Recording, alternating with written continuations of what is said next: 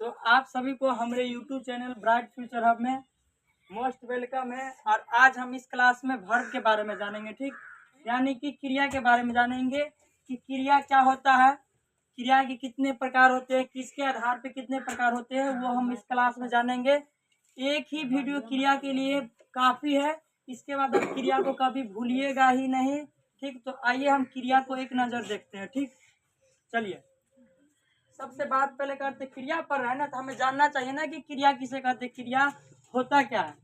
तो जिस शब्द से किसी कार्य का, जिस शब्द से किसी कार्य का करना या होने का बोध, जिस शब्द से किसी कार्य का करना या होने का बोध हो उसे हम क्रिया कहते हैं, ठीक। जैसे कि खाना, पीना, सोना, दौड़ना, जाना इत्यादि, ये सब क्या है, क्रिया कर रहे हैं कि हम खा रहे हैं, हम पढ़ रहे हैं, हम लिख रहे हैं, हम दौड़ रहे हैं, हम जा रहे हैं, हम सो रहे हैं, ये सब क्रिया है। जैसे कि क्रिया का शाब्दिक अर्थ होता है कार्य। कार्य मतलब बुझिए तो सीधा समझिए तो काम करना, क्या करना, काम करना, वो सब क्या कहलाता है, तो क्रिया। आप क्रिया तो समझ गए, हम क्रिया के आधार मतलब क्रिया के प्रकार के बारे में जानेंगे। तो क्रिया रचना के आधार पर, किसके आधार पे, रचना के आधार पे क्रिया के कितने भेद है, तो दो गो भेद है, ठीक। पहला है मूल क्रिया। मूल क्रिया को हम धातु भी बोल सकते हैं या मूल क्रिया भी बोल सकते हैं, आपको जो बेस्ट लगता है ना, दोनों याद करना है। तो मूल क्रिया बोले या धातु बोले, ठीक। तो मूल क्रिया या धातु कहते किसे, जिस रूप से क्रिया या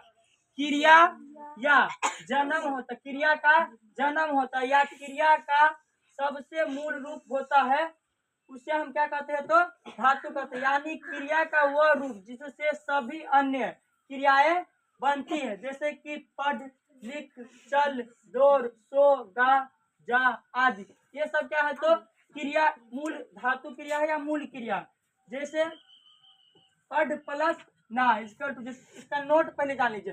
धातु में प्रत्यय मतलब होता है बाद में, प्रत्यय मतलब बाद में, अप्रत्यय मतलब पहले। तो जिसके बाद में ना हो, ता हो, ती हो, ते है आदि इत्यादि लगे हो, जिसके लास्ट में ना, ता, ते, ती लगा हो, उससे हम कहेंगे मूल क्रिया। जैसे कि पढ़ प्लस ना इक्वल टू पढ़ना, लिखना, लिखना, सो प्लस ना इक्वल टू सोना। ये जो ना जो आ रहा है ना, ये सब क्या है, मूल क्रिया है, जिसे हम धातु भी बोल सकते हैं। क्रिया के मूल रूप को क्या कहे जाते हैं, तो धातु कहा जाता है। क्रिया के मूल रूप को हम धातु कहते हैं। आप बात करते दूसरा क्रिया, पहला होगा क्रिया के दो प्रकार है ना रचना के आधार पे, एक मूल क्रिया को हम धातु बोलेंगे और दूसरा का क्या है, क्रिया, दूसरा का है यौगिक क्रिया। जब दो या दो से अधिक धातु संख्या या विशेषण मिलकर एक नया अर्थ देने वाली क्रिया बनाते, उसे हम यौगिक क्रिया कहते हैं। जैसे कि बैठना, सोच लेना, साफ करना आदि, ये सब क्या है, तो यौगिक क्रिया। अब क्रिया के हम प्रकार के बारे में जानते हैं, ठीक। क्रिया का हम दो जाने थे कि ये होता है कि सकर्मक अकर्मक। आप बहुत गलत फहमी में है कि सकर्मक या अकर्मक होता है। क्रिया का बहुत टाइप होता है, जाइए एक नजर देते हैं, समझ में आ जाएगा, ठीक। पहले कर्म के आधार पे बात करें तो कर्म के आधार पे क्रिया के कितने प्रकार है, तो दूगो प्रकार, एगो सकर्मक और एगो अकर्मक। और अर्थ के आधार पे बात करें तो क्रिया के दो प्रकार है, एक क्रियार्थक, एक प्रेरणार्थक। हम डिफिनीशन से जानेंगे कि प्रेरणार्थक क्या होता है, प्रेरणार्थक क्या होता है, सकर्मक क्या होता है, अकर्मक क्या होता है। धैर्य बना के रखिए, समझ जाएंगे। कुछ अन्य प्रकार, अब हम बात करते हैं कुछ अन्य प्रकार के, जैसे सामान्य क्रिया, संयुक्त क्रिया, नाम धातु क्रिया, पूर्णकालिक क्रिया, सहायक क्रिया। अब इस सबको हम जानेंगे। सबसे पहला क्या है, अकर्मक क्रिया। कर्म के आधार पर क्रिया के कितने प्रकार है, तो दो गो है। पहला है सकर्मक क्रिया, पहला है सकर्मक क्रिया,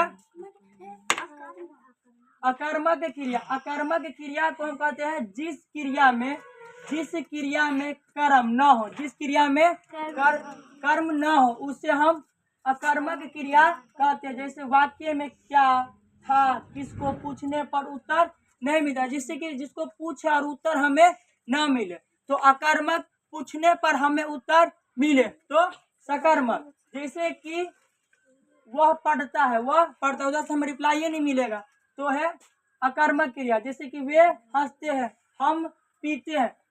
मुख्य विशेषता इसको जानिए तो इसमें ऑब्जेक्ट नहीं होता, इसमें ऑब्जेक्ट नहीं होता, मतलब काम जो करते हैं उसका रिप्लाई हमें नहीं मिलता है, उसे हम बोलते हैं अकर्मक क्रिया। जिसमें रिप्लाई मिले तो सकर्मक क्रिया। जैसे कि सकर्मक क्रिया, जिस क्रिया से कर्म हो, जिस क्रिया से कर्म हो तो उसे हम सकर्मक क्रिया कहते हैं। वाक्य में क्या था किसको पूछने पर हमें उत्तर मिले, रिप्लाई मिले, उससे हम बोलेंगे सकर्मक क्रिया। जैसे कि वह किताब पढ़ता, अब यहाँ पे क्या आ गया, किताब पढ़ता। बच्चे खाना खा रहे हैं, मैं खुशी से हंसा, यहाँ पे तो सीधा हंस रहा था, बकलोलवा है, उसको पता ही नहीं कि हंस का रहा, लेकिन यहाँ पे तो हंसता है, लेकिन किससे हंसता है, खुशी से हंसता है।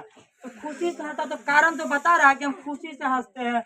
या मैं पढ़ता तो हूँ, लेकिन क्या पढ़ता हूँ, किताब पढ़ता हूँ। बच्चे कर रहे लेकिन क्या करे, खाना खा रहे। तो ये बता रहे हैं, जो बता दे तो जिसका रिप्लाई मिले तो सकर्मक, नहीं मिले तो अकर्मक। सीधा शॉर्ट विधि में जानिए तो जिसका हमें बोलने पर रिप्लाई मिले तो सकर्मक, नहीं मिले तो अकर्मक। आप बात करते अर्थ के आधार पे।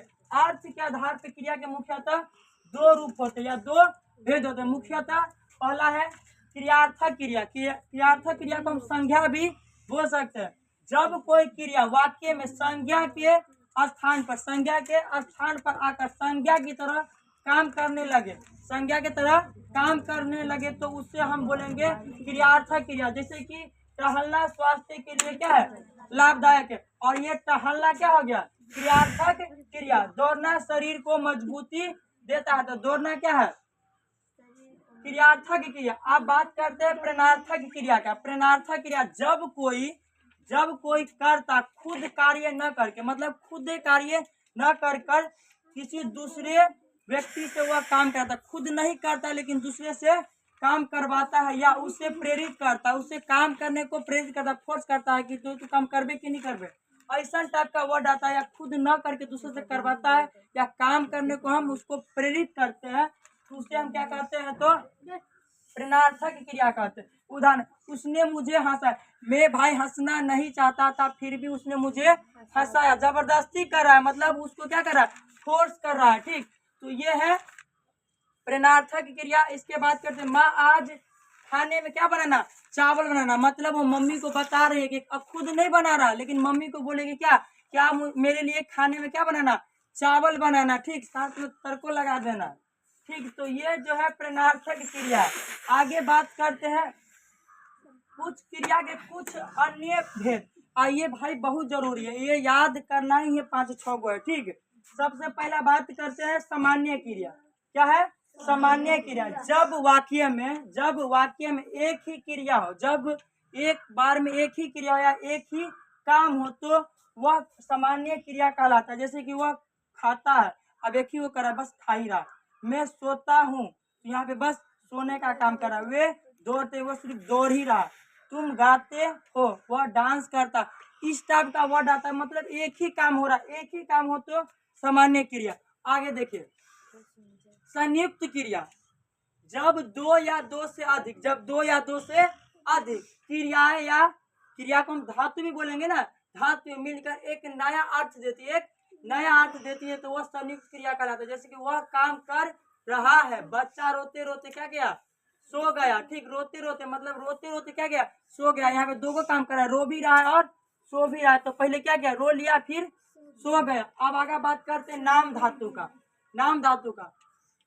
मूल शब्द के साथ आना मतलब प्रत्यय मतलब बाद में लगा हो तो उसे हम नाम धातु क्रिया कहते हैं। जैसे कि बात प्लस आना, बताना। शर्म प्लस आना इक्वल टू शर्माना। लास्ट में आना लगा है ना, ये सब क्या है, नाम धातु क्रिया। आप पूर्ण कालिक क्रिया, जब कोई करता एक काम को पूरा करने के बाद दूसरा काम करता, एक काम खत्म होने के बाद दूसरा काम करता, मतलब एक काम खत्म किए फिर दूसरा काम में हाथ बटाए, तो वो क्या है, पूर्णकालिक क्रिया। एक काम खत्म होने के बाद दूसरा काम करता है तो पहला किए गए काम, पहला किए जो मतलब पहले किए गए काम को हम पूर्णकालिक क्रिया कहते हैं। यह क्रिया धातु में, धातु मतलब क्या, धातु यहाँ पे पढ़ा है ना, मूल क्रिया, जहाँ पे पढ़ लिख दौड़ चल, ये इसमें कर लगा दिया जाए, क्या लगा दिया जाए, कर लगा दिया जाए, तो समझिए कहाँ गया रे? पूर्णकालीन। यह क्रिया धातु में कर जोड़कर बनती है, क्या जोड़कर बनता है, कर। यहाँ पे हमें याद रखना है कर को, क्या, कर को। उदाहरण एक जानिए, क्लियर हो जाएगा। नीतीश खाना खाकर का क्या, बाजार गया। पहले खाना खा लिया फिर गया बाजार, तो यहाँ पे दुगो क्रिया हुआ। अब यहाँ पे देखिए, बच्चा नहाकर स्कूल गया, तो यहाँ पे बच्चा पहले नहाया फिर कहाँ गया, स्कूल। अब ये जो कर लगा है ना, ये जो कर है ना, सब क्या है, पूर्णकालिक क्रिया। आप बात करते हैं सहायक क्रिया का, जो क्रिया मुख्य क्रिया के साथ, जो क्रिया मुख्य क्रिया के साथ मिलकर उसके अर्थ को पूरा करती है, उसके अर्थ को पूरा करती है, उसका भाव स्पष्ट करती है, तो उसे सहायक क्रिया कहते हैं। जैसे मैं घर जाता हूँ, वे हंस रहे हैं।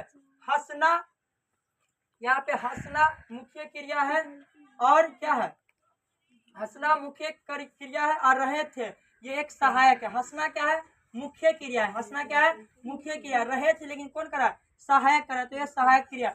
अगर हमारे वीडियो अगर आपको यूजफुल लगे तभी सब्सक्राइब करना, नहीं लगे तो बिल्कुल नहीं करना, ठीक। तो अगला हम अगले क्लास में जानेंगे। इतना के लिए हमारे वीडियो में जुड़ने के लिए बहुत बहुत धन्यवाद।